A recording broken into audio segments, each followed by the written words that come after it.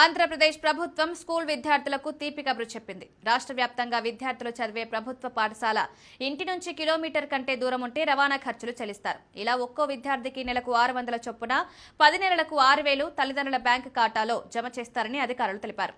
ఈ మేరకు జూలై 5న ఉపాధ్యాయులు తల్లిదండ్రుల సమావేశంలో దీనిపై చర్చిస్తామని, విద్యార్థులు ఆటో పెట్టుకుంటారా, సొంతంగా రవాణా సౌకర్యం ఏర్పాటు చేసుకుంటారా అనేది క్లారిటీ వస్తుందంటున్నారు. జూలై 5న రాష్ట్ర వ్యాప్తంగా మెగా తల్లిదండ్రులు టీచర్ల సమావేశం నిర్వహించనున్నారు. ఈ సమావేశంలో గతేడాది విద్యార్థుల ప్రగతి, ఇంకా ఏ అంశాల్లో మెరుగుపడాలి, ఎందులో వెనుకబడ్డారనే అంశాలపై చర్చిస్తారు. కొత్తగా ప్రారంభమైన విద్యా సంవత్సరంలో ఏం చేయబోతున్నారో తల్లిదండ్రులకు వివరిస్తారు. తల్లిదండ్రులు ఏం కోరుకుంటున్నారో కూడా ఫీడ్బ్యాక్ తీసుకుంటారు. వారి సూచనల్ని పరిగణలోకి తీసుకోనున్నారు. ఈ విద్యా సంవత్సరం ప్రారంభం కాగానే విద్యామిత్ర కిట్లను పంపిణీ చేశారు. ఈ కిట్లలో యూనిఫామ్, షూస్, బుక్స్, డిక్షనరీలు ఉన్నాయి. ప్రభుత్వం విద్యార్థులకు బుక్స్ భారాన్ని తగ్గించింది. సెమిస్టర్ వారీగా బుక్స్ అందిస్తోంది. శనివారం నో బ్యాగ్ డేగా ప్రకటించారు. మధ్యాహ్న భోజనానికి సంబంధించి ప్రభుత్వం సన్నబియ్యం అందిస్తోంది.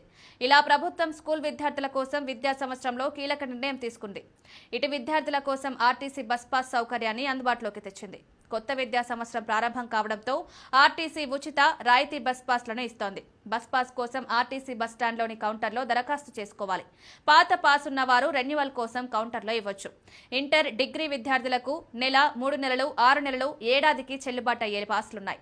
రాష్ట్ర వ్యాప్తంగా విద్యార్థులు బస్ పాస్ ఆన్లైన్, ఏపీఎస్ఆర్టీసీ ఆన్లైన్.in ద్వారా ఆన్లైన్లో కూడా దరఖాస్తు చేసుకోవచ్చు.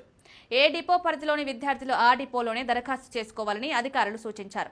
12 ఏళ్లలోపు బాలులకు, 15 ఏళ్లలోపు 10వ తరగతి బాలికలకు ఉచితంగా బస్ పాస్ ఇస్తారు. పల్లె వెలుగు బస్సుల్లో